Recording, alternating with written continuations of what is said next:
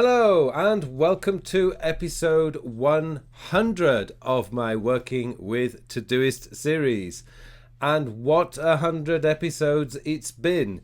It all started right here, right at this very desk with this very computer, not this microphone. It took me a few months before I got the microphone, but it all started right here about 14 months ago. And honestly, this whole journey has been really eye-opening for me. I wasn't expecting so many subscribers to this channel, and I certainly didn't expect to have the honor of helping so many of you to get the most out of Todoist. I've had a really tremendous time putting together these videos for you.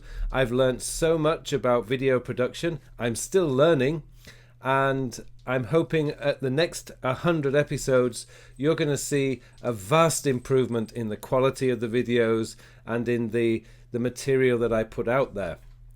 But in this episode, this 100th episode of Working with Todoist, I really wanted to put together something a little bit more different for you, a little bit more special. And so I wanted to cover how I'm using Todoist on a daily basis. So what I want to do is just to show you how Todoist is fitting into my life on that day-to-day basis, from the moment I wake up in the morning to the moment I finish at the end of the day. I turn off my computer and start preparing for bed. So let's get straight into that bit now. So the first thing I would do is when I wake up in the morning, and I think I covered this in my morning routine blog post on Medium a couple of weeks ago, was I'm not into doing exercise first thing in the morning. That's just not me.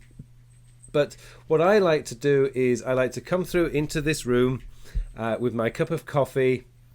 I like to sit down and go through the email, and then I will go through my Todoist for the day. Now, usually before I go to bed, there's a few things that come to mind, and I capture them in my inbox, and then I just go through my today list, and I just go through to see if there is anything that's in there that's screaming at me, that's urgent, that really must be done right now.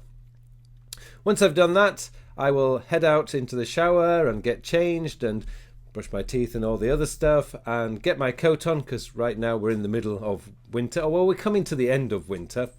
And then I'll head out onto the bus, and I'm quite fortunate because the 7 a.m. bus is not so busy.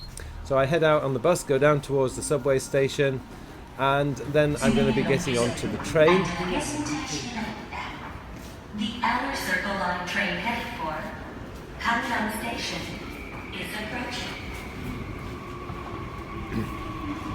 Now, on the train, basically what I'm doing is I would be reading the news, the morning news, because a lot of the blog posts that I read on a daily basis will come in overnight, and I use an application called Reader.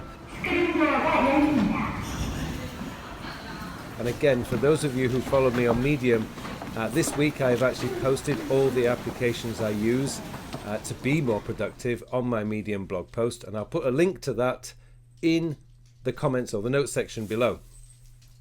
So once I've got off the bus, I'm going to be teaching, or I'm going to be meeting with clients, and then usually after I've done my morning meetings and my morning clients, and then I will usually have a few minutes where I can sit down and just go through and check off any items that I've done already that day. And also I'll be putting in some items that I've collected during the day. I just joined that morning so that I will check to see how they are getting on.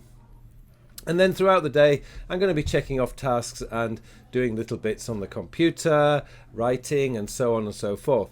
And finally, when I get to the end of the day, I'm going to be finishing off my white flag or P4 projects. These are, as you know, those of you who followed these 100 episodes, you will already know that I have a system of my flags, which is red flags must be, or P1 must be done today.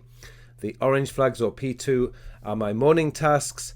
The P3 or yellow flags are my afternoon tasks, and my P4 or white flags are my evening tasks. So usually by the end of the day when I get home, all I really have left are a few white flags, which are just kind of routine items that need to be done, and I'll get those done and clean out my computer by the end of the day. So essentially what I would be doing on this would be, let me just bring it up. I would make sure that my inbox is processed before I go to bed, and then I will put together all my tasks. Now, I am recording this in the early evening, so I'm cheating a little bit, but essentially before I go to bed, this, as I know you can't read it right from there, but this will be empty. All my waiting for items will come up to the top, because those of you who know my dashboard, that would be up at the top, and that would be it. So really, I'm not living inside Todoist on a day-to-day basis. Essentially what I am doing is I'm capturing tasks as and when they come in. I'm capturing tasks in the afternoon. Sometimes when I'm writing, I'll be capturing tasks on my iPad as well. But essentially, throughout the day, I'm using Todoist mainly as a capture tool. I'm not really checking off tasks as and when I do them. If I get on the bus or if I get on the train, yeah, sure, I'm just going to have a quick look and I'm going to start emptying out some of the tasks that I have completed. But I'm not going through my list every few minutes to check that I've done something, because I have a pretty good idea of 90% of what I really want to do. But one of the real values I find of Todoist is that there are quite a few tasks that suddenly appear on there that I've completely forgotten about, and I will just add it into the task, add it into Todoist, and it's that little reminder, that little nudge, oh, don't forget you need to do this. And because I will look at Todoist maybe once in the morning, once at lunchtime, and maybe again in the mid-afternoon throughout the day, I'm not likely to forget to do those tasks. And essentially that's it. That's all I'm using Todoist throughout the day. The hardest part actually of any productivity system, it's not just Todoist, but it could be any productivity system, is the setting up. Once you've got it set up, like I've got it set up, it just works. It's just there in the background. It's kind of a little nudge, or a little just nudge, tapping you to remind you to do something as and when you need to do it.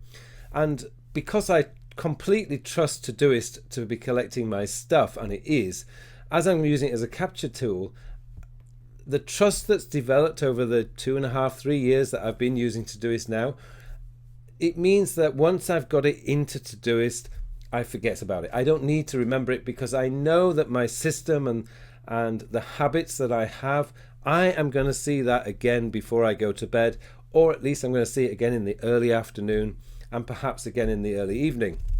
And that's really it. So a lot of people, when they come to this sort of thing and they look at Todoist, they say, oh my, it's too much work, I've got to do all this work. It isn't really like that. Once you've got it up and running, once you've developed an organization system that really truly works for you, then, and it is for me, is Todoist, then essentially it's in the background. It's managing your life, but in the background. And in a way, this is what I really like about the idea of automation and artificial intelligence. Although I'm the trigger point, because I'm collecting it, I'm putting the stuff in, I can see the future of things like Todoist, and I know the guys at Todoist are really working hard on machine learning, and with the new scheduling tool, this really, really does help. And that's exactly what I want from a to-do list manager. Something that's in the background, something that is reliable, something that I can trust, that will capture everything I put into it and allow me time later in the day to process it and decide what I want to do with it. And that's essentially it. So there you go. Maybe a little shorter episode than normal, but I really just wanted to say how I use Todoist on a day-to-day basis. I hope you like the little insert videos that I put in, because I've been spending all week trying to capture the moments when I've been doing something with Todoist, and it's rather difficult trying to record using my phone or my iPad in public places. It's kind of a little embarrassing, but it's been a fun exercise this week. I do apologise that Barney seems to have disappeared. He's gone out for a walk, so unfortunately as I'm recording this, Barney is not making an appearance, but I must admit that Barney is getting a little bit expensive. His appearance fees are going up these days. Anyway, so as I said, this is where it all started about 14 months ago with episode 1. We're now at episode 100.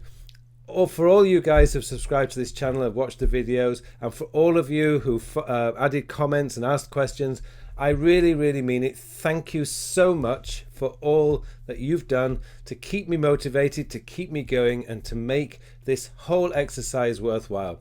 I can promise you there are many, many more videos to come, and I really want to promise you that I'm constantly working on the quality of these videos and thinking how we can improve the content.